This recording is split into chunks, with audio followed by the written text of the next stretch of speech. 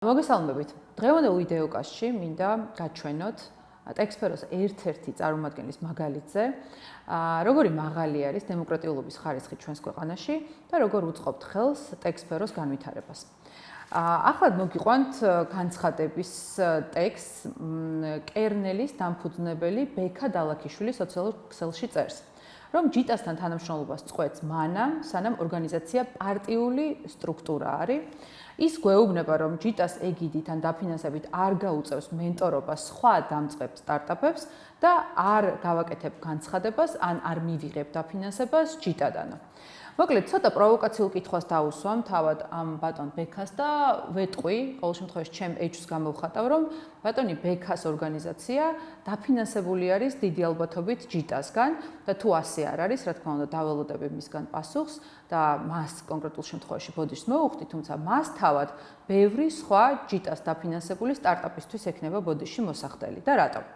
Ამ განცხადების პარალელურად ჩვენ ვხედავთ რეალობას, რომ ჯიტას დაფინანსებული პროექტებიდან საკმაოდ ისეთი სოლიდური ნაწილი ადამიანები, ამ სტარტაპების წარმომადგენლები ამ დღეების მანძილზე პარლამენტის წინ იდგნენ და აკრიტიკებდნენ, აპროტესტებდნენ ხელისუფლებას, მათ შორის სწორედ იმ სტრუქტურულ ორგანიზაციასაც, რომლისგანაც მიიღეს დაფინანსება.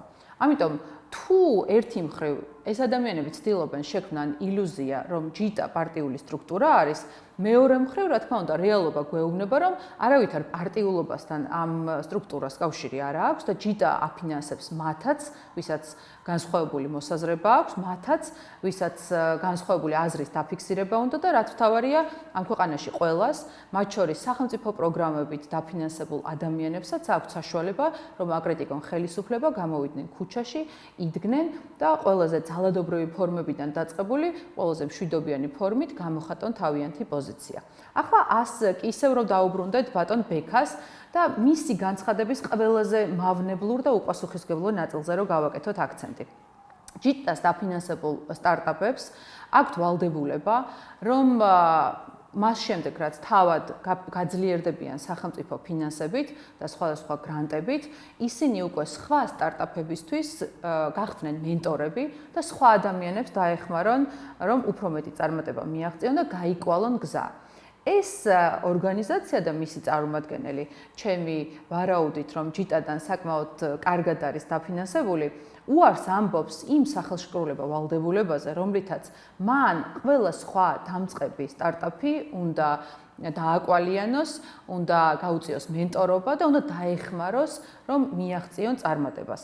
ამავდროულად აქვე მინდა ჩემი ეჭვი გამოვთქვა, რომ როგორც ბატონი ბექა დალაქიშვილი ამბობს, თურმე აღარ ისარგებლებს ჯიტას სხვა დაფინანსებებით, თუმცა ასევე ჩემი ვარაუდია, რომ ბატონ ბექას და მის ორგანიზაციას სრულად აქვს ათვისებული ყველა პროგრამით არსებული დაფინანსება და ის აღარ ისარგებლებს არა, ფიზიკურად ვეღარ ისარგებლებს საგრანტო დაფინანსებით. ამ ყველაფრის მაგალითზე ძალიან კარგად ჩანს, რომ სახელმწიფო თავისი ყველა ინსტიტუციით, ყველა სტრუქტურული ერთეულით ემსახურება ამ ქვეყანაში სხვადასხვა დარგობრივი მიმართულების გაძლიერებას, ამ შემთხვევაში ტექნოლოგიური სფეროს გაძლიერებას და მათ შორის ამ ქვეყანაში უზრუნველყოფილი არის დემოკრატიული სტანდარტები, გამოხატვის თავისუფლება და ადამიანების პოლიტიკური გემოვნებაც, რა თქმა უნდა, მრავალფეროვანია და არც ერთი დაფინანსება ამ მიმართულებით არ იფილტრება. ინფორმაციისთვის კი მინდა გითხრათ, რომ ჯიტა ტექნოლოგიების და ინოვაციების სააგენტო 2014 წელს არის შექმნილი.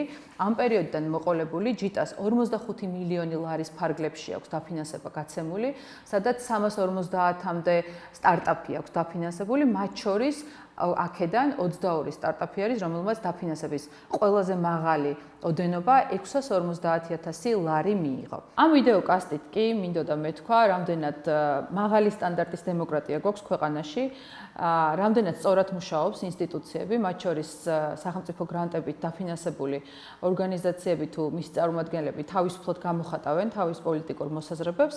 ბექას კი მინდა ვუთხრა, რომ გარკვეულწილად ჩამოყალიბდეს, ან პარტიული სტრუქტურით დაფინანსებულია ის თავად და ფაქტიურად პარტიული ქვესტრუქტურა გამოდის, ან რაც რეალობა არის, ბექა და ყველა სხვა დანარჩენი ადამიანი სახელმწიფოსგან ფინანსდება მისი პროფესიული თუ სხვა კრიტერიუმების მიხედვით და არანაირ პარტიულობას ადგილი არ აქვს.